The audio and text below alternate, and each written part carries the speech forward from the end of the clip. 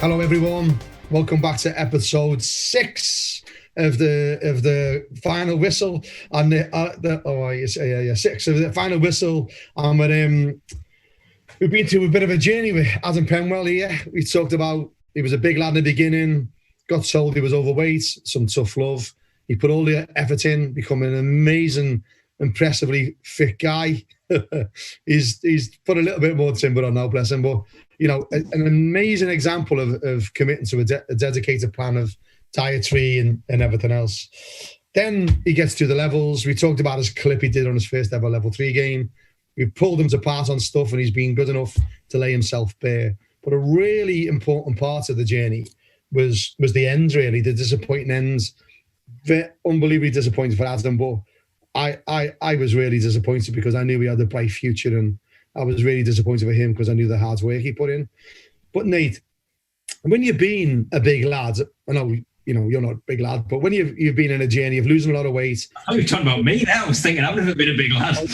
Me and Anthony are talking about this, and then you put in all that effort, you become superbly fit like Adam, and then you're at the top of your game, and then when you're out to you get you've even got more potential to put on by top coaches in this country who identify talent. That's selling Adam this.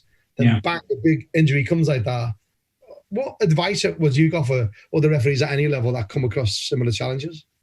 Well, I think that was one of the things that really I wanted to ask Adam more than anything is about that sort of thing. But I think that a lot of the advice that I've offered, and I've written about this in blogs and things like that, is about actually the way that you stay in the moment, and that's how you can really remain successful. And I think you can apply that in many different aspects of your refereeing career. You can apply that to your season, thinking, right, okay, who's the next game, you know, and just doing all the work that you would do on that, and getting the information that you might get for those two teams, so that you go into that armed as well as you possibly can, to think about it in the game when you've blown that first whistle. I'm just going to think about the next decision. Or one of the ones that I know a lot of the PGMOL coaches like to use is the 10-minute intervals within games. So we're just going to referee the next 10 minutes, then we'll referee the next 10 minutes. And it's just, I think that one of the key things about that, and the way I would offer that advice is, you know, just to try and think about who have you got on Saturday, where you at midweek, whenever it might be, whatever it might be that you're doing game-wise, whether you're going to be going in as an assistant or whether you're going to be going in the middle. Just thinking about that, thinking about what your responsibilities are going to be, what powers and duties of you as a referee or you as an assistant referee. Just thinking about those things.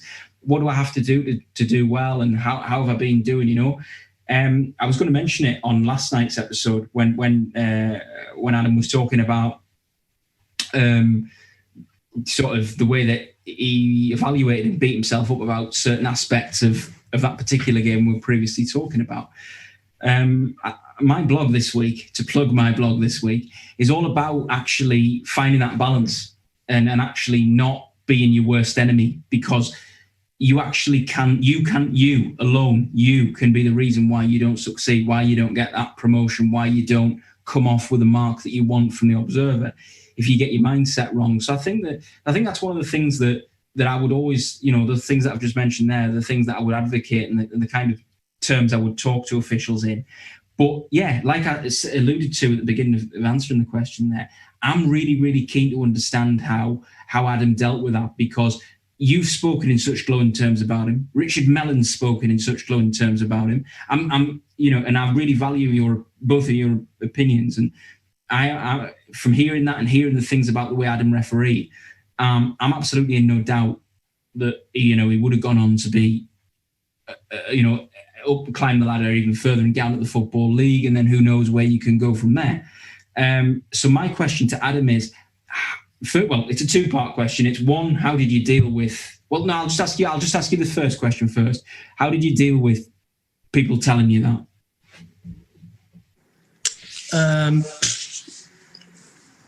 Well, I don't know, really. It's just, you know, like I said, I've always been a confident person throughout my life, really. I've always been a salesman, and, you know, as a referee, you are a salesman. You need to sell what you are doing. And, I'm the kind of person who, when I do something, I want to be the best I can be. Second, I'm not interested. I'm a really bad loser. I'm probably one of the worst losers in the world. I hate losing. I can't stand it. So when I, took the advice on that I was too big and I needed to lose weight, my whole life changed. And, I'm not going to lie, people who know me really well and closely will vouch how obsessive I became on losing weight, looking the part. I was at the stage where I was on a maximum of 1,000 calories a day, and I got down to the stage where I was on 600 calories a day every day. So there was days when I would, generally I would train, including games. I was training 6 out of 7 days a week, and burning more calories training than I was taking in food and drink intake. So it did become an obsession, but that's what I get like. It's all or nothing. So obviously, I don't know whether we need to say more about this to give more context, but when you got the injury that sort of you were dealing with initially, and then I believe you made a comeback, and then it sort of unfortunately kind of did for you in the end. How did, because obviously you couldn't train, you got to give it time to heal. How did that mindset come in? It was brutal. I mean, my life changed. So I'd gone from being in the best condition I'd been in my life, training 6 out of 7 days a week, doing my games, transferring all my data, doing more above and beyond. I was doing the level of training that they were doing at the next level above. Doing that level of training. And when I picked up the injury, so I ruptured my Achilles, was the injury. So I've gone from doing 2/3 games a week, training all the time, to suddenly I've got to wear, I've got a ruptured Achilles, and I've got to wear one of those boots for 6 months. So everything just changed instantly. My whole life changed. I've gone from doing well, being successful, to all of a sudden I'm in a boot with an injury for the next 6 months. The thing is, if we talk about the context of why we're having this conversation, because we're all in lockdown. We're having this kind of conversation because we want to give referees that feeling of connectedness and relatedness to refereeing and to colleagues. A big thing that I've talked about in my work is about, the fact that we're in daylight saving now. We need to get out and get as much sunlight as possible when it's available, when it's not a cloudy day, when it's not raining. But also about the impact that exercise can have, not just in terms of warding off the effects of coronavirus, but also from the endorphins that exercise give us.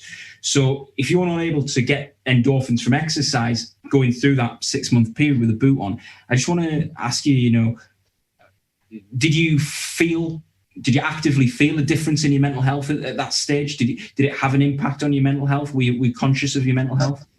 A little bit. I mean, I'll be honest with you, not majorly. Obviously, I was disappointed because I couldn't do what I had been doing for, at that point, a number of years then. And obviously I was at a stage where I was going well, I was flying high, to all of a sudden that's this season's now finished. So, I was still working at the time anyway, running my own business, so I could still work, I could still operate. So it didn't affect me massively mentally, sort of in my head, because I was in such a good place in my head. All I had to tell myself was, right, now I can't do this for 6 months. I just need to be careful. I need to really watch what I eat. I need to make sure I don't put weight back on. And I just need to be careful, And at the same time, because I was heavily involved in football, I was still able to do stuff with Martin, do coaching, help referees, go out and watch games. So I'd still probably be out midweek, I'd be out at the weekend, I'd still watch games, I'd coaching. So even though I wasn't active, I was still involved. Yeah. So I'm going to link nicely, I think, now to something that Martin's alluded to really is, I want to ask about the support that you had. Obviously, you mentioned from the PGMOL, but I wanted to also ask about the support from the likes of Martin, who you know is somebody who obviously you've been very close to, the likes of Richard, who you've been very, very close to, and we've talked at length about over the episodes that we've made with you. How much value did that add to you? Because obviously, I'm guessing, I'm you know, from what you just said, you weren't turned off football, and it wasn't something that hurt you or was a wrench to be still involved in football. So clearly, you know, you still loved the game and you were still in a good place mentally with regards to the game. So how did the support that you got sort of help you get through that? Well, I mean, to be honest with you, when it first happened, and obviously, you know, I found out that I'd ruptured my Achilles, I was going to be in a boot for God knows how many months. In my own head at the time, I'd never been injured ever, never been injured, never. You know, I mean, always passed my fitness test first time, never had an issue, one of the fittest out there. So in my own head at the time, it wasn't a serious injury. You know, I kind of, even though I was told it was a serious injury, I kind of wasn't really prepared to accept that it was a serious injury. So, you know, I kind of told myself, it is what it is, and you'll be back, you know. And I was out, I mean, I ended up with that injury, I was out for 16 months. With that injury at 2A level. So, you know, I'm refereeing at a good level, and, you know, no one had, obviously I had my coach at the PGMOL was Steve Dunn. Obviously I still had the likes of Martin and Richard and other support networks there. And, you know, there was a lot of people that, hand on heart themselves, would be honest and say they didn't think, Martin included, you know, they didn't think that I would return from that injury. And, you know, I was very lucky at the time. The PGMOL were brilliant. So they got me into, obviously when the boot came off eventually, they then got me in to see a physio at Bath University. So obviously I live in Weston. So from me to Bath University is probably just under an hour in the car. And they literally said, look, we're going to get you a physio. Here's what you've always done. You've always submitted your training data. You've always done everything. We'll do what we can to help you. So they got me in to see a physio at Bath University. I had to go I was going once, sometimes twice a week. Luckily, I was self-employed, so I could manage it and get there and so on and so forth. But they paid for everything. I didn't have to pay a penny for any treatment. They paid for absolutely everything. And like I said, a lot of people in the referees themselves, colleagues, friends, coaches, you know, they all sort of said, you know, referees at this level of football who have got badly injured, that no one had ever returned before. So when they said that to me, you know, in my head, I was like, it doesn't matter what it takes, I will return. Because at this point, you know, I'd made it to 2A level, but when I picked up this injury, this was pre-season training. So I hadn't actually refereed a game of football at 2A level. Right. So in my own head, if I go out of the game now, in a year's time, a couple of years, when people always say, oh, what level did you get to? In my own head, how could I say I got to 2A when I'd never physically refereed a game at that level? Yeah. So I wasn't willing to accept that. So it took me 16 months of hell to get back. And when I got back, you know, I went and did my fitness test up at where they do them all, which is at Nuneaton. And obviously when I came back, everyone else had already done their tests when I came back. So I had to go up to Nuneaton in gale force winds and the rain. I had to run that fitness test on the athletics track on my own with two people from the FA, plus the sports scientist and my coach watching me. So there was no support on the track. It was me on my own against my demons to get back. And, you know, I absolutely smashed it. And when I got to the end of the test, I still wanted to keep going. I said, let's keep going because, you know, I worked so hard with all the help and support to get back, you know, to finally get to that moment of elation that there you go, I'm back. I've proved you all wrong. I said I would be back. I got back. And obviously from then, it was great. You know, I then did a full season as a 2A referee, did some great games at some great stadiums. You know, obviously referee in the Conference Premier and the you know, Premier League 2, as they call it, the under-21s. You know, I did Man United live on MUTV. I refed at Fratton Park, the Olympic Stadium. You know, I had some unbelievable games with a cup final at the end of the season. So, you know, it was awesome. But then literally I had two or three games to go at the end of the season. And I could feel that it wasn't right. and I was struggling, but even maybe Martin didn't know, nobody knew apart from me. Yeah. And I wasn't willing to tell anybody because I just wanted to get to the end of that season. So I struggled through my last few games. Yeah. My last game, I actually got one of my best marks of the season. And when I come off the pitch, I could hardly walk. In the warm-up, I almost come off the game. Yeah. You know, in absolute bits. And when I finished, you know, for me then, I'd finished the season. Then obviously I'd got it looked at. It ruptured again. And that was pretty much game over, pal. Yeah, because that was what I was going to ask you. I mean, if you'd known, so let's say the season ends in May, if you knew in sort of mid-April, early April time, if you had your time again, is that something that you would have said, actually, I need to do this before it ruptures?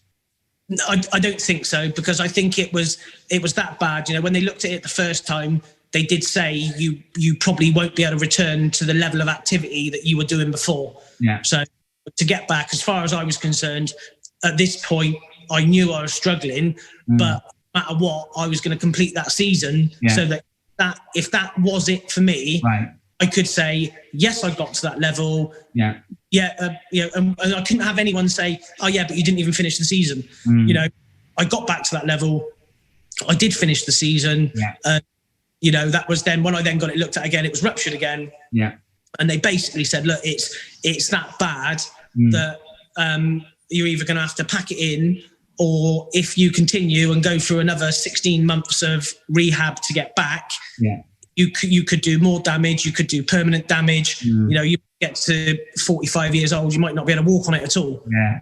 You know, so, and it was a horrendous decision to have to call it a day. Yeah. It took me a long time to do that and call it a day. You know, but in the end, it had to be done. And I look back now, you know, I refereed for 9 years, you know, going through from a 7 to a 2A, you know, in realistic terms, not a long referee career, I suppose, you know, 9 years, but in those 9 years, I got to a good level. You know, every level I refereed at, I pretty much refereed every game I could have refereed, bar being a 2A. You know, I didn't referee all the playoff finals as a 2A, but prior to that, I'd pretty much done every game or every cup final I could have done. Yeah. You know, so I look back and no regrets whatsoever. It was awesome. And yeah, don't get me wrong. Of course, I would have wanted to go further. You know, as far as I was concerned, you know, my next stage was to be a Football League referee, and my PGMOL coach believed that I could achieve that goal. So the disappointment of not being able to fill that was horrendous. I was going to ask you there, because obviously you just touched on it just before. How long did it take you to make your peace with that after it ruptured for the second time? To make your peace with the fact that it was the end of your career?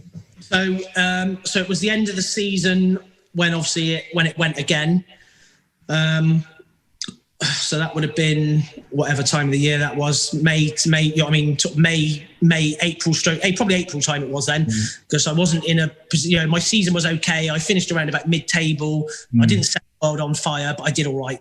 So that was probably around about April time.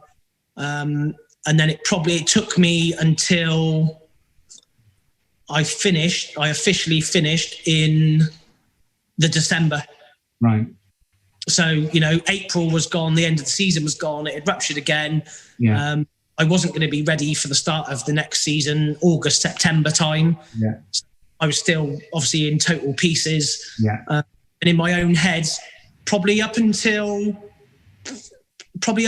October time, in my own head, I was coming back again. Yeah. And defy the odds and be back again. It was only really when I sort of got towards November time, end of November, realizing how serious it was, that, you know, I'm going to have to make a decision here. And it was probably took me, like I said, another 6 weeks after that. And then it was then the December that I just had to call time on it. Yeah, one of the things I wanted to touch base on is the way Penners was. He was never happy with anywhere near what he viewed as second best. And I remember him absolutely flipping his lid that he didn't get a playoff final. Absolutely flipping his lid, because he'd finished second and first on clubs. That wasn't good enough for him. And I said, Penners, fuck's sake, lad. No one remembers who gets the playoffs next year when you're promoted. They don't know who finished sixth and got promoted. They just know you're being promoted. Don't dwell on that. It was always difficult for you, wasn't it? To be like, I want it all. I want it all. It drove and drove it, which is, I'd never coached anyone with that sort of drive and determination, which comes with baggage, because if you don't achieve those top end goals, you might feel like you failed. But one of the things that I wrote down when you were talking was the PGMOL were incredibly supportive, weren't they, with regards to what they do. And we were like, you know, I was. It's one of the things I say about the PGMOL. They get a lot of stick off the people like Hackett and, you know, dinosaurs like that, but they don't really promote how they support referees. They just go out and support referees, and they're an easy target, and they don't seem easy to praise. And when I see people like this in your position, they do an incredible job, and I always think, you know, they need to be. They're not boastful, but there's never really sort of stories out there about how the level of training they do, the way they've been through COVID has been absolutely incredible. Talking to lads who are at that level now, the work they're doing, and Mike Riley's going out every week, every other day with letters and procedures and support mechanisms. I think it's important to identify that. But also what you touched on is your data. Now, I remember clearly talking about your data. Obsessed. Absolutely obsessed with it. So because he couldn't physically run, he'd roll. Or because he couldn't physically run, he might do his bike. So we'd have all the CV work going on. And then Simon Breivik, the main sports scientist for the PGMOL, puts all the charts up of who's the most impressive, who's done the most here. And it was Adam. And yet Adam wasn't actually refereeing, but he had the best stats on what he did in fitness, what he did, the recovery sessions, what he did, all the stuff. But these lads, some of the lads who were refereeing were doing nowhere near what you were doing, really, mate. Well, the thing is, I mean, obviously there was names were never mentioned when stats went up, but you know, I always knew what was mine and what I had done, and everybody else did. You know, before, and as you'll remember, mate, you know, before I got to 2A, you know, when I was at 2A, you had to do the training, you had to submit your data, and so on and so forth. But when I was a level 3 and a 2B, obviously that was when I made contact with Simon at the PGMOL. Said, look, what do I need to be doing at the next levels? What are they doing? And obviously he shared information with me. And then at that, when I was a level 3, and a 2B, I was submitting my data to Simon, who was looking after the 2As, and saying, look, can I submit my data to you? Can I send this to you? Can you have a look at mine? Can you assist, and can you give me your feedback? So, you know, when I hit 2A level, it wasn't a change for me in terms of the requirements of training and doing data, because I'd been doing that for 2 years already. So, you know, it made my transition nice and simple. Whereas obviously a lot of the other lads who then got to 2A, all of a sudden they had to change their whole life, because they had to train six out of 7 days a week, including matches. And a lot of people with, you know, if you're an employed person with an employed job, it certainly wasn't as easy as it was for me being self-employed, running my own show, basically. So I'd been doing that for a couple of years, you know, in hindsight. And when I look back now, I was so obsessed with it all the time. And yeah, it did run my life. Was I the cause of my own demise? Did I do too much? Did I overtrain? Did I, you know, and maybe I did sometimes, but at the end of the day, it was, as I said earlier, anything I do, it's all or nothing. It's that simple. There's no halfway point for me. It's you do the whole lot and then you don't look back. It is what it is. And I think the one that can relate most to this will be Anthony, who's been really quiet listening to you. I can see because some of his expressions, you can really relate to what you've done. And one of the things before I pass over to Anthony is people don't realise it's a lonely journey as a referee on the field of play. It's a lonely journey training, because I remember that when you used to do your training, particularly if you went out running before you went to gyms and that, I remember people used to come. People would know how Penners was, lads, how brilliant he was at his fitness levels. So there's too many referees out there, and this is advice to those referees who might be listening to this, who only train to pass the fitness test, and then they won't train again till the fitness test comes along. There's too many referees out there. I know there's commitments with family, work commitments, and children, and all that, but there's too many out there. And what used to really piss Penners, I was the same. I got injured. I finished early. I know how Adam felt, absolutely 100%. I still went out, even with a business. I'll do it at 11 o'clock at night when the kids are in bed. There's always time to do it if you really, really want to do it. So these people would phone Penners and go, oh, Penners, can I come up with you? It was always in June. always just before the fitness test were happening in July and August. And he'd say, I remember you, I really always admire you used to blind copy me on messages and stuff. He'd say to them, I'm going out at this time on this date. If you're not there, I'm doing it on my own. Doing it on my own. The amount of times people would do it for 1 or 2 weeks, wouldn't he? So say they'd be doing it, and then you'd all drift off. And then these ones were the ones that when you failed the fitness test, it was, oh, my hamstring went, or oh, I was sick. You think, bollocks, you haven't put the effort in. 100%. And these people who would do that to Penners, who might even be tuning in here, they know they are. They try to blag it. So if you are going to commit to a career in refereeing, there is a culture change, there is a lifestyle change, there is everything to change. Don't kid yourself, otherwise you're never ever going to get there. So what do you think about you just there from Adam? I think that the best piece of advice for anyone that wants to climb the ladder was said in the last 26 minutes, and that is, don't train for the next level, train beyond where you are. And then when you do make that progression upwards, you're already ahead of everyone else. And I think that's why you were able to progress so quickly and efficiently through the system. So it wasn't a culture shock every time you made a step up. And I've sat here for almost 25 minutes just in silence. It's heavy, heavy stuff, this. And, listening to you speak about it, my heart breaks for you, mate, because it's something that clearly you'd spent the best part of a decade working your way through, and for it to be taken away through, it's one of those things. There's no one to blame. There's no outside kind of influence. There's nothing inside. It's just something that's happened, and it's one of those things that's like, fuck, and that could happen to anyone. It's a bad.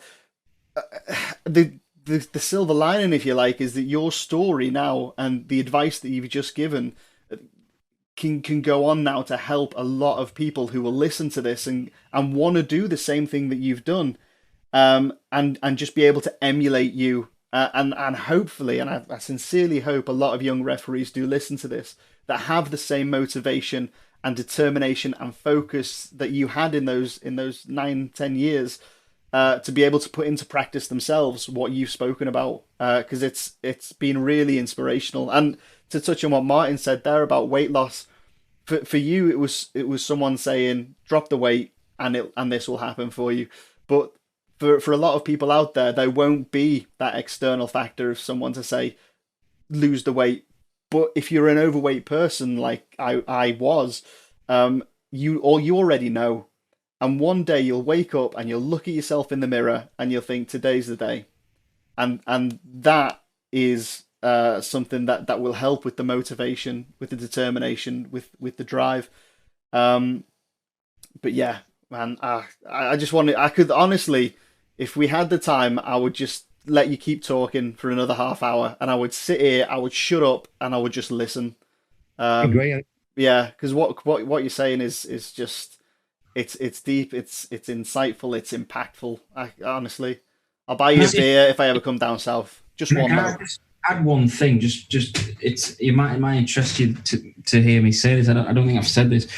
Quite a few years back, I went for core. Now I know that Martin's not a fan of that and whatever, but I know that lovely weird excellence. Yeah, that's what I was alluding to. I wasn't alluding to the system. I was just alluding to the language. And yeah, I turned up, and I'd always come through my games. I never had any fitness concerns with regard to my games, but I didn't. To be fair, I'd just come off holiday and I hadn't really trained properly because I was on holiday and I hadn't done it properly. And I failed the fitness test, and I was disappointed with myself. But I knew that I probably enjoyed myself a little bit too much. And the thing is, like I said there, we said it in jest. Oh, I've never been a big lad, and I haven't. I've always had a fast metabolism, and I've always been slim. But it doesn't necessarily mean that you don't get that fitness. And the one thing I kind of want to say is that I've had an education in terms of working with a lot more high level officials over the past couple of seasons, which has improved my technical level of refereeing and my management of situations and all sorts of things like that. It's done wonders. But I've also worked really hard fitness wise, And the biggest thing I can say to anybody who's maybe struggling with their fitness or is maybe a larger sort of than they want to be and carrying more weight than they want to be is it makes things feel a lot easier. I realised at the start of the season, after all the work I put in, that I was breezing through games in terms of from the fitness angle, and I could concentrate much more on making decisions. And yes, as a hangover of that, by the way, I still have a lot of work to do on my positioning, because now I'm fitter. I need to get myself into better positions because I've got the legs to do it. But it's about actually getting there and actually realising that, yeah, okay, you might not weigh 15, 16, 17 stone, but you still need to get yourself to be fit, and you'll find that it's a lot easier because they go hand in hand. If you've got the fitness to get yourself into positions, Adam said it in one of the previous ones that we did when he was talking about the opening part of the clip that we talked about, where he's saying, I could be in a great position, and I was always in a position where nobody could question my credibility because I'm able to say I'm there. And having that fitness allows that. It means that nobody can question you. Nobody can bring your integrity into play. Everybody knows that you were there, you've seen it, you've made an honest decision. And I just think that those are the things that are really, really, really important to bear in mind when you're thinking about what's the next step for my refereeing. If you're a level 5, thinking about how you're going to get level 4, or if you're actually in the position that Adam was in, how am I going to get on the Football League? These little differences can make an absolute world of difference because it makes your refereeing so much easier. And Penn has helped loads. When he took the hit, he disappeared for a bit, which is right. And then he's coming back and he's still going out coaching people when he can. And when he goes out there, people are like, fucking hell, Penn is going to turn out to coach my game. I'm on level 4, I'm a first year level 4. And because he's such a good educator, because it's all in there and he knows how to get it out and he knows how to deliver, he's a real big asset to us. Like we got a few people who do that coaching, and it's great that so many people. It's one of the things I've always said about us as a charity, is that although Adam never had any problem with the FA, the PGMOL, and he'll sing the praises, like I always sing the PGMOL praises, they were always brilliant when I was on. Sometimes you got lads out there and girls who have been out of trouble with a county FA, being pissed off with the FA for something, whatever it is, and they don't do anything. They want to do something, but they don't want to do it under the name of the FA. They don't want to do it under the name of a county. What we've created, there's loads of people out there in the game who might just want to give up one game every 2 months. Do you know what? I want to go out, maybe take my boy with me. He's got a young son, Penn has. Let's go watch the game of football and then give something back to the referee. There's an army of people out there that are slowly coming to us that are happy to give one day, whereas other people will want, can you go out 3 times a week? Can you do this? Can you travel? Can you do it? What we found worked is that people can dip in and dip out of us to help as many or as few as they want. Tennis is a great example of that, because when he goes out and he helps, these guys are impressed. Even if some of them might not know him because he's stopped and they're just coming through, they're just blown away by how he delivers stuff and his honesty in the way he is. So I always feel privileged that Pennis is still giving a bit back, and I've always been impressed with what he achieves, how he achieves it, and his drive and determination. Absolutely everything he does, from his job to how he is as a dad. He's a fantastic dad too. I just think everyone can learn from these clips where Pennis has laid himself bare. So Pennis, before we go, thank you very, very much, mate, for opening yourself out. Thanks for being so honest and helping again. And is there anything you want to give to wrap it up to referees who's been out of similar situations with you, good or bad? How would you sum it up, mate? Mate, to be honest with you, this is, over the last sort of few episodes that we've done, this is almost, it's been good, and I've been honest. I'll always be honest. I'll say it as it is. That's how I am. I think there might be a day that comes soon when I need to maybe start watching what I eat and drink again, because the double chin is starting to reappear, which is not good. So, but when that day comes, it'll be another obsession for me to sort that out. But it's strange, going over the stuff we've been over the last couple of episodes, and this is, it's a strange feeling, this episode, because this is probably, excluding when it all happened and I had to call it a day back in that December.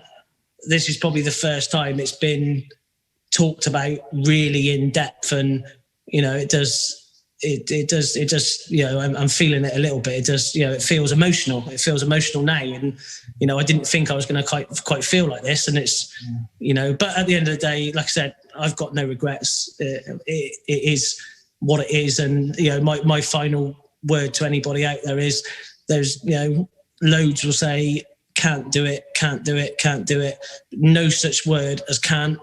Can is just another word for won't. It is that simple. I've done it. I was massive. Loads of others have done it. And you need a lot of things behind you. You need the support of, you know, if you've got a wife and children, you need their support at home, because ultimately, I don't care what anyone says, if you referee and you're moving up the levels, football will run your life. It will run your life. And you need the support of your loved ones to allow it to run your life, because it will.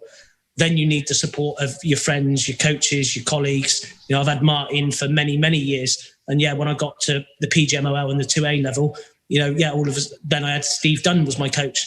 But obviously that never changed the friendship that I had with Martin, the support I'd had from Martin and Rich over the years. It just meant that I had a different coach to do it the PGMOL way. Yeah. So ultimately, you know, my final word is, if you want it, it's out there. And like I said, you know, I've got no regrets at all, but I would give absolutely anything to not have had that injury and still be out there now. Yeah, I'm the same too. Well, listen, Penners, thanks for all your help and support. Oh, to other referees you do for that time. And I hope everyone got something out of this. And that's the last episode of the Adam Penwell Goldie Lockdown clip. We'll be coming out with some beauties again, and we'll see you all soon. Keep well and keep safe, guys.